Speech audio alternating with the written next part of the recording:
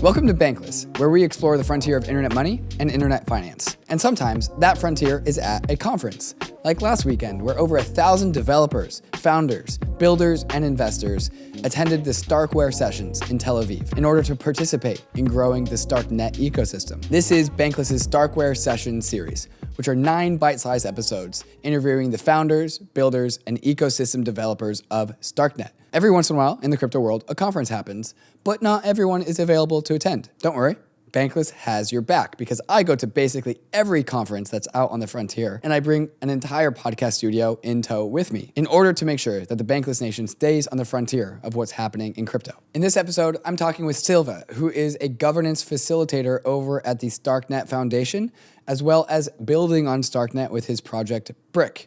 That's B-R-I-Q. We kick off this conversation talking about Briq, and it is composable one-of-one by units of NFTs that he hopes will be adopted by surrounding Starknet applications. But the meat of this conversation is really all about Starknet governance, which we turn to pretty quickly in this interview. Sylve is a Starknet governance facilitator, a steward, if you will, of Starknet governance. And this was one of the first experiences I had when I landed in Tel Aviv. I landed in 10 a.m. in the morning, and I immediately walked over to the hacker house to see what the hackers were hacking on.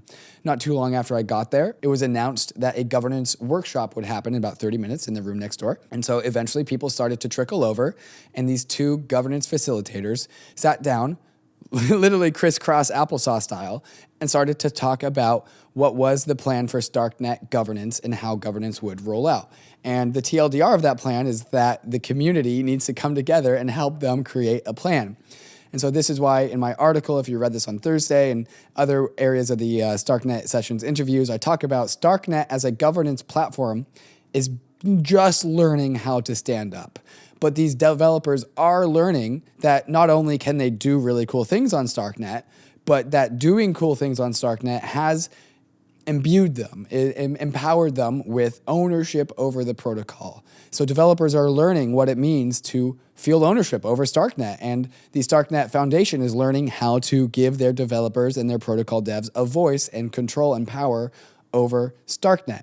So we are in the very beginning days of Starknet community governance and learning how to stand up and walk. And this is where I got a large amount of my impressions and information about overall what the community and ecosystem feels about the protocol that it's building on. I'd sum it up as excited, slightly intimidated, but very optimistic and very early, of course. So I hope you enjoyed this conversation with Sylve from the Briq team, and as well as the Starknet ecosystem governance facilitators. But first, I wanted to talk about some of these fantastic sponsors that make the show possible. KRAKEN has been around for almost as long as crypto itself. As crazy as crypto is, KRAKEN has remained a rock for its clients, building out a platform designed to stand the test of time. KRAKEN is all about proof, not promises, which is why they've pioneered a proof of reserves, a system that lets KRAKEN's customers verify for themselves the solvency and responsibility of the KRAKEN exchange. And for this reason and many more, we've chosen KRAKEN as Bankless's strategic sponsor for 2023. And once you're done using KRAKEN to get your dirty fiat money into pristine crypto assets, perhaps you should check out ARBITRUM, where so much of the frontier of crypto innovation is taking place. ARBITRUM just announced their Stylus initiative, which is their brand new programming environment that lets developers deploy apps using their favorite programming languages like Rust, C, C++, alongside regular old Solidity EVM apps. Devs can use any coding language they like, and it simultaneously drops layer 2 fees by an order of magnitude. It's a big deal. So many of your favorite DeFi apps have already deployed to ARBITRUM, like UNISWAP. But did you know that UNISWAP isn't just for ERC20 tokens anymore? UNISWAP is also an NFT aggregator too, to make sure that you are getting the best price on your NFT purchases. UNISWAP gives NFT collectors and traders powerful tools, all from the cozy, comfy Uniswap interface. By the way, it's also got a native fiat on-ramp. It's also deployed on like every layer 2, and it's got this nifty cool thing called a universal router that ensures that you always get the best price on your trades. Crypto protocols like ARBITRUM and Uniswap are becoming super powerful, so make sure that you're also using a wallet that's equally as powerful, or else you'll be missing out. If you're looking to upgrade your wallet experience, check out Phantom, the #1 wallet of Solana, which has recently come to both Ethereum and Polygon. Phantom has native NFT support, giving you your own NFT gallery from inside the wallet. Phantom is both a browser extension and a mobile wallet, and is also the only wallet to span both the Solana and Ethereum ecosystems. Check it out at phantom.app. And now let's get into the interview. Bankless Station once again at StarkWare Sessions in Tel Aviv, Israel, and I am here with Sylve, who's got a couple hats on, and so we're going to talk about both of them today. One of them is Briq, and the other of them is a governance facilitator over at the Starknet Foundation. Sylve, welcome. Nice to be here.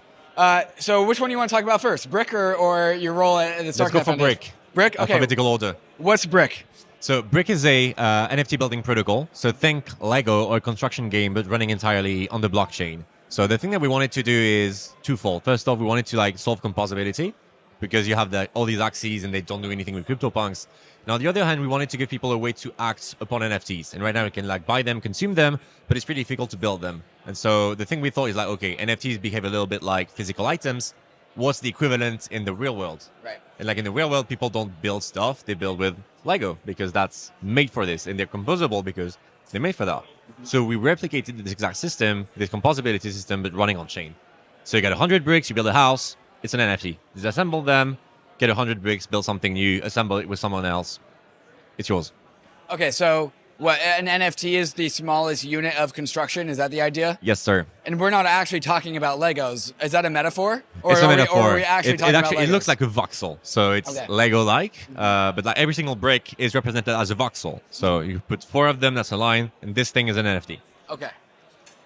Wait, but we are literally talking about bricks. We are literally talking about bricks. Okay. They actually look like that. Okay. And so when we're talking about composability, we were literally talking about Legos stacking upon each other. I was actually talking about Legos and composability like that. Why? What can you, what, take us, where should our imaginations go here? The way you should think about it is the very reason we built it is because we think the way people have thought about composability so far has been dead wrong. Okay.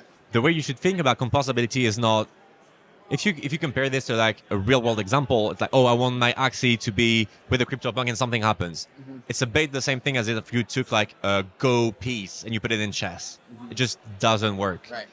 So I have a question for you. What's the most composable game asset in the physical world? The most composable gaming asset in the physical world? Me? You're gameable. The human person? The human player?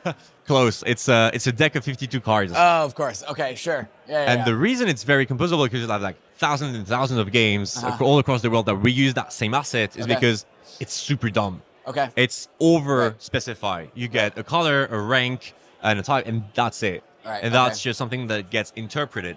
Sure. Whereas the way we think about composability is, let me actually build 70,000 different standards that I attach to my item. Okay. And you don't interpret it. It's all about building something that is underspecified and allowing people to interpret it. Okay, so it's inverting what composability means. Absolutely. Okay. What use cases do you imagine, or is that kind of antithetical, as in it's the whole thing?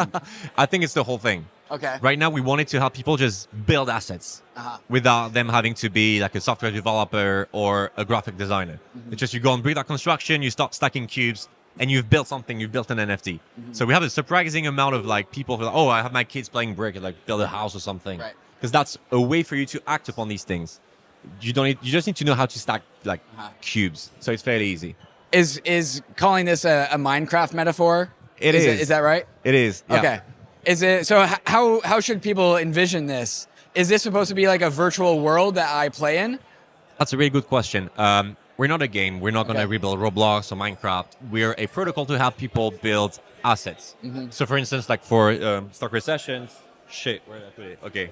We have a QR code that we're doing with Cartridge. You just scan it and you get an NFT. It's a little pop-up that is entirely built out of bricks. Mm-hmm. That's just one thing you can do. Otherwise, you should have had graphic designer. I just did that on the UI, minted them. And so if you disassemble the pop, you get your bricks again, and you can build a tree house or something else.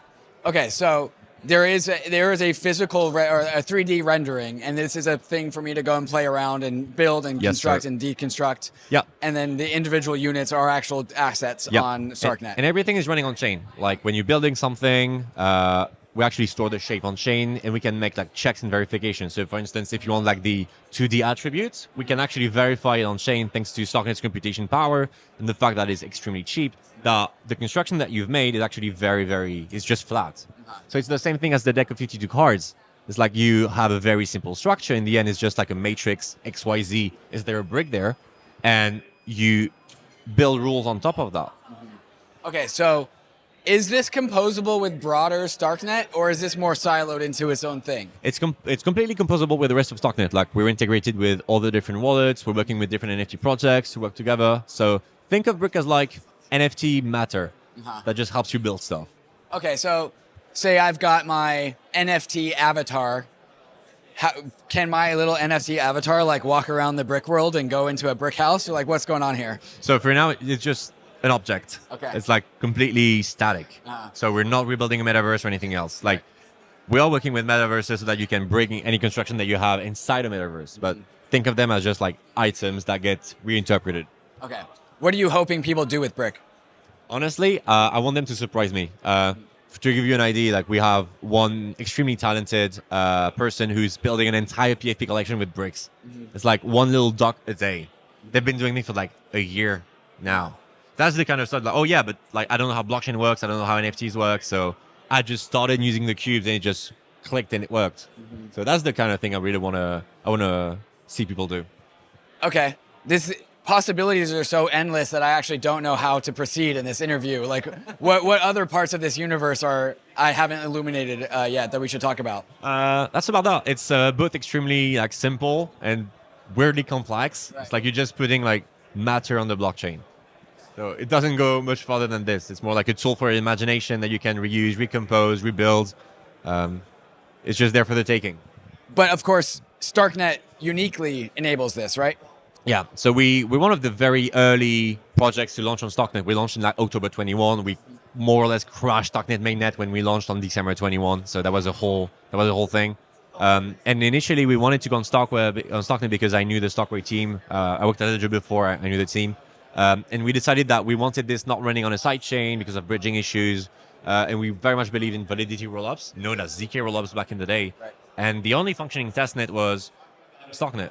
Sure. So we just deployed, it worked. It was so early that not even like Argent, Bravos, or the other wallets were not even there. And it just worked. Like the community just grew around us. There are a lot of very cool on-chain gaming projects like Cartridge, Realms, for instance. So it's uniquely interesting for us because the more on-chain things you have, the more it makes sense to use bricks for this. Why does it make sense? Can you just unpack that a little bit more? Why does it make sense to use? So for instance, let's say you build a little house with Briq and you build a whole verification system to verify that it's like a game could say, I will only accept assets that follow a certain standard. Like they have to be brown, they have to be in 2D, they don't have to have this or that color.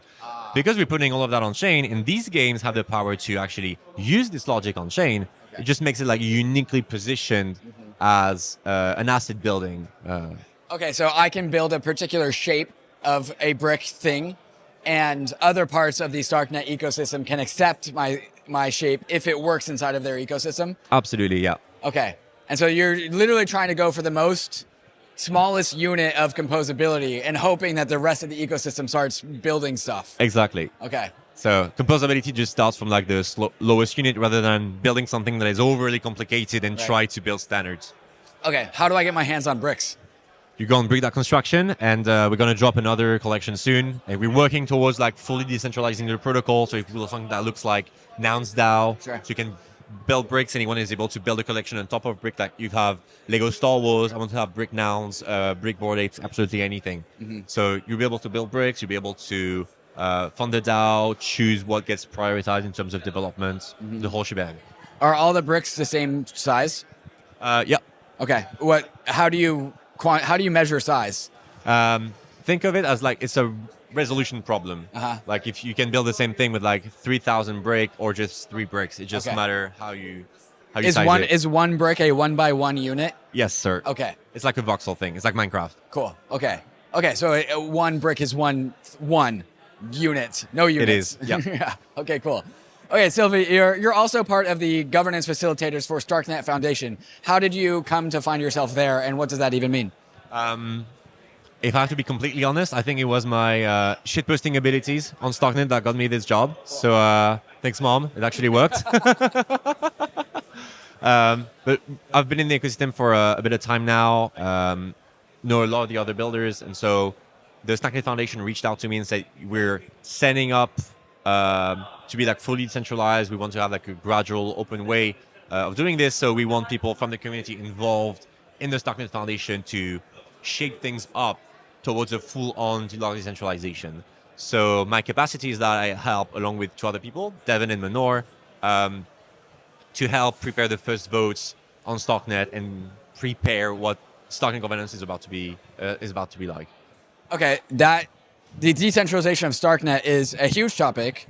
How does this conversation even begin? How do you even do your job?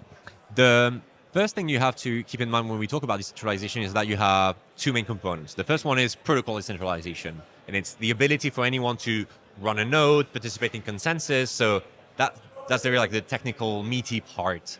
That's one part of the equation. The other part is how do you choose what gets implemented in that decentralized protocol in a decentralized fashion? What do we prioritize in the roadmap? What kind of updates get upgraded to production? How do we agree on like standardizations, what we call SNPs? It's like EIPs on Starknet. It used to be called SIMPs, but we obviously changed that name. SNPs is a great way. SNPs is a great name. I just used the emoji. I'm really happy about it. BIPs is pretty good. EIPs, not so great. SNPs, I think, takes the cake. It's the best. It's the best one I've heard. I'm really happy about that one. I'm happy we chose it. To give you an idea, like there is an ongoing SNP about should we write Starknet with a lowercase n.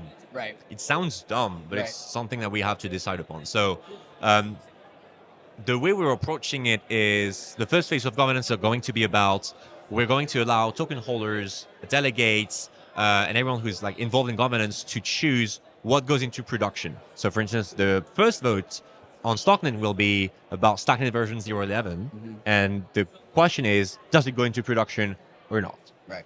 Okay, so the current round of token governance with the Starknet token is really just giving the community a voice to veto protocol upgrades, which are coming from the more centralized part of the Starknet ecosystem. Absolutely. It's as if we're introducing like a democratic friction in the process. In the end, it's still business as usual as it stands today. StarkWare creates the upgrades, but we're introducing this so that we actually get a warm-up. People get used to it. People can build a track record. We understand what works and what doesn't, so that we can, like, let's say, move up the release stack, and we can actually at some point decide what gets prioritized, get feedback very early on. And in the end, the way I think I started to better understand how governance worked when I pictured the foundation as like a government. It's like you're not managing like a country, you're managing a public good, and that public good is Starknet. And so you start to realize why it's pretty difficult, because it's fairly rare that governance are created. And how do you acquire? I do think that, for instance, for a company, the most important thing is efficiency. But for a government, it's legitimacy. You can be slow, you can take your time, but the moment you lose legitimacy, you're just done.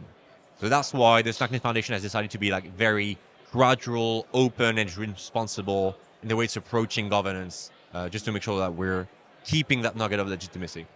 And it's probably good that we're starting with things like, should we have a capital N or not a capital N? Because we're at the very beginning, right? We need the community to learn that they have a voice and be able to learn how to express that voice. Absolutely, absolutely. Just start small, and then we'll just continuously increase the scope of what we want to govern about. So it's funny because the current discussions are also about meta governance. What do you govern about? What can you legiferate about? So it's funny because like we're basically reinventing the wheel. Do we need a bicameral system? Do we need a Supreme Court? How do we vote? Even the delegate system is exactly like the parliamentary system. So there's a whole range of inspirations we can take from. Something that's unique about StarkWare is it's a token vote. It's on-chain governance. So the token is the governance asset. How is the token distributed? Like where is the token? Yes. So at the moment, it's 50.1% is at the foundation. The rest is distributed between Starknet investors, StarkWare, and partners and core contributors. During that first phase of governance, in order to make sure that a broader set of people are represented in the vote, the voting powers are going to look like a third for token holders, a third for core contributors, excluding StarkWare, and a third for the foundation. The third of the foundation is 23% for the Builder Council, which is like a voter block of 17 builders that have been on the ecosystem for a long time, and 10% for delegators that the foundation is choosing. What we hope to achieve this way is to attract people who want to be involved in governance and get them like training, voice their opinion, agree, disagree, how should we change things on a very limited scope at the time, but that will be gradually expanded. And so there's always this question of people love tokens. People also love airdrops.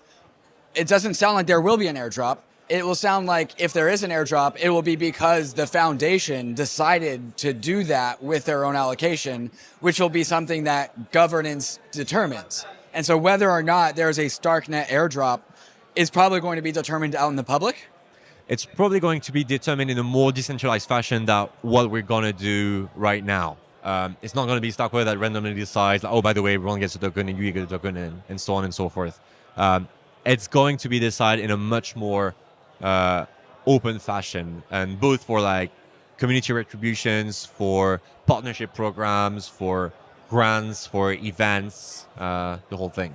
And Starknet actually has the privilege of having a very vibrant and alive development community, which actually probably makes it easier to decentralize the whole system because there's actually a community of people to decentralize it too. And so there's actually like people there to catch it on the other side. And so really who shows up in these governance decisions, who shows up as a builder, it's probably easier for that token distribution to start centralized and diffuse into these builders because you know who they are. They're the people here who have shown up at StarkWare sessions or the people who have shown up on chain on their development activity. What kind of philosophy has arisen? I know it's in the very early days. What kind of philosophy has arisen as to like how this token becomes distributed? Is there anything there to talk about? At the moment, it's actually not something I am currently working on. So it's not something I'm going to be very useful on. But the one thing actually I really want to drill down about what you said is it's a very dev-centric ecosystem at the moment, but a government is made up of a whole range of diverse opinions. So if you haven't written Cairo, it doesn't mean that you cannot become a delegate. Anyone can be involved in governance. Anyone can voice their opinion. Anyone can say, for instance, right now, there's like a group of people who want to be like, oh, I want to be able to be like an ambassador for Starknet. I want to represent it. I want to talk about it to other companies. And this is not necessarily it's not techie. It's not about, oh, I want to build like a Rust program or something. But it's just as important. And these are people that have to be incorporated inside the governance process of the Starknet Foundation. So the two camps of archetypes that I've seen in the Starknet ecosystem. Oh, I'm curious to know. Yeah, is like you have the protocol devs who really care about the actual Starknet protocol, how it's designed, sequencing, stuff like this. The technical details, the base chain details. You would call these protocol devs, core devs on the Ethereum layer 1. And then there's also, so that's the first camp. Second archetype I found are the Cairo devs, application builders. Yep. And these compose most of StarkWare.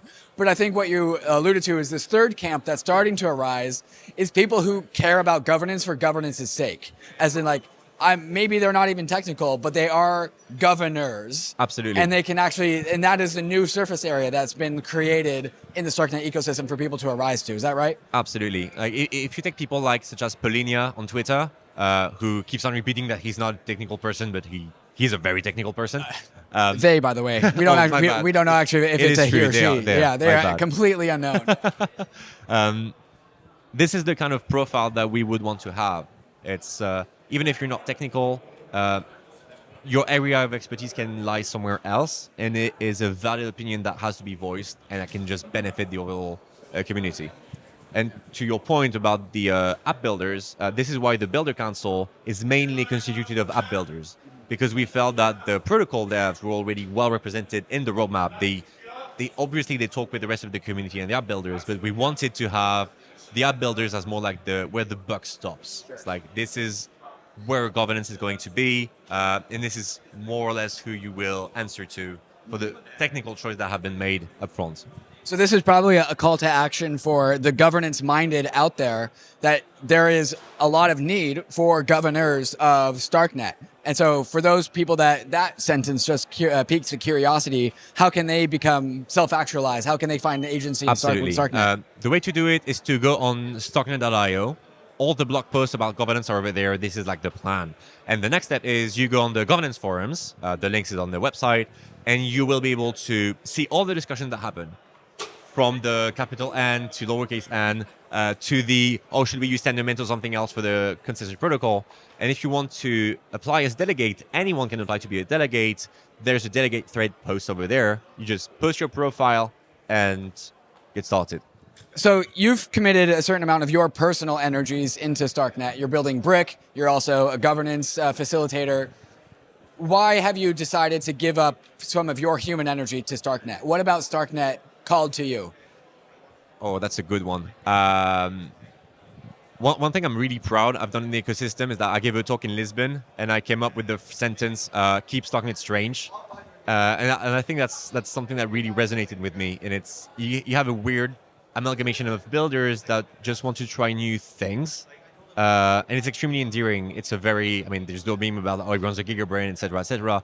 But I think it's mostly about having, I think it's strange people. That they try to do things differently. There's a vibrant gaming, on-chain gaming community. People are trying to do something different because they were like, even the thought of, oh, I'm actually going to learn Caro, which is completely different from any other ecosystem, and try something.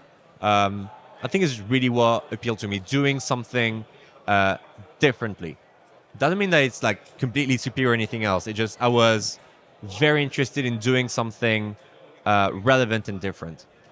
One thing I've noticed, and one of the first experiences I had coming to Tel Aviv was going to the Hacker House and watching you lead a governance workshop. And I thought it was pretty cool when you and Devin, your co-facilitator, the first thing, I don't know if you intentionally did this, but the first thing you guys did was sit down and cross your legs on the ground. And I thought it was very, very like appropriate for like a governance workshop. It's like, all right, everyone, like kumbaya, we're going to like talk about governance. We've been shitposting about this for like a few weeks. Like, oh man, we need some lore about the governance. It needs to be like fun to have governance. And so I look at Devin, I'm like, I'm actually going to do it.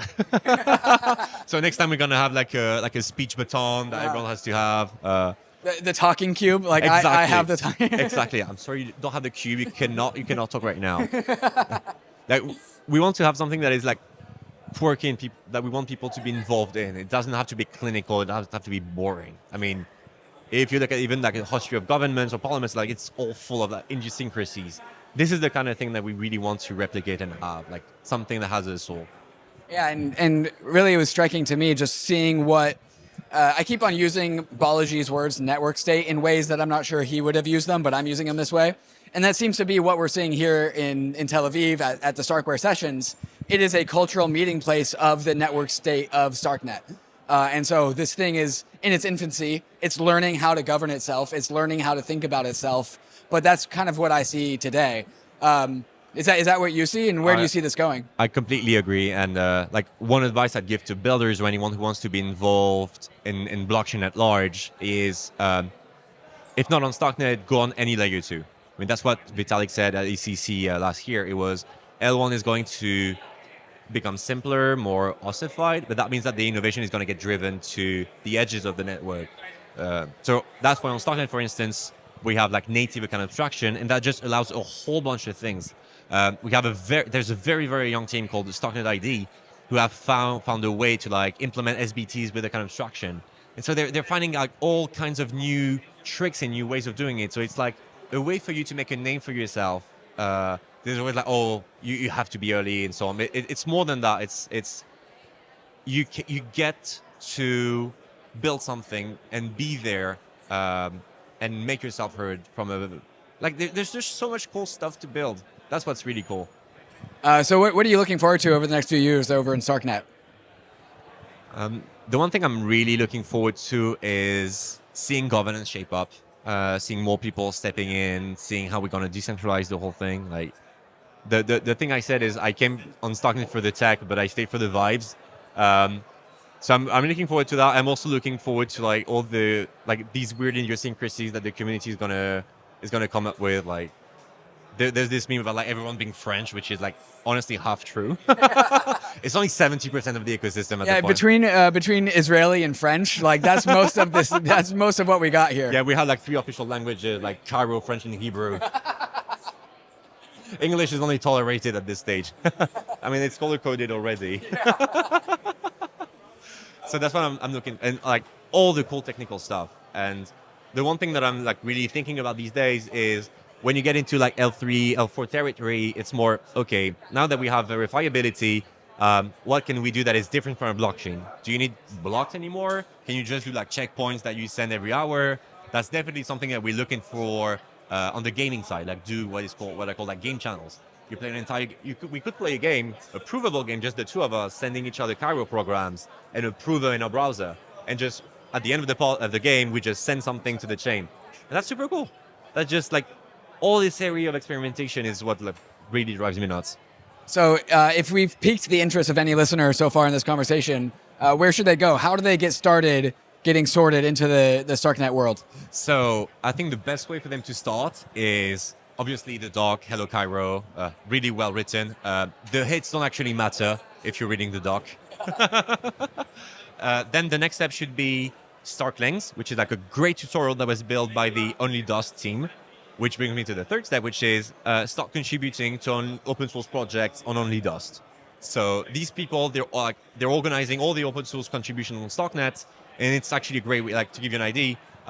You have people who are like, oh yeah, I would like to drop my Web 2 job to like work in Web 3, and these people find like paid contributions, open source contributions for you to like ramp up on all these things, find a job. I mean, even my brother-in-law is now working on Starknet, so that's how built I am. So I think they would say like Hello Cairo, Starklings, and then start contributing.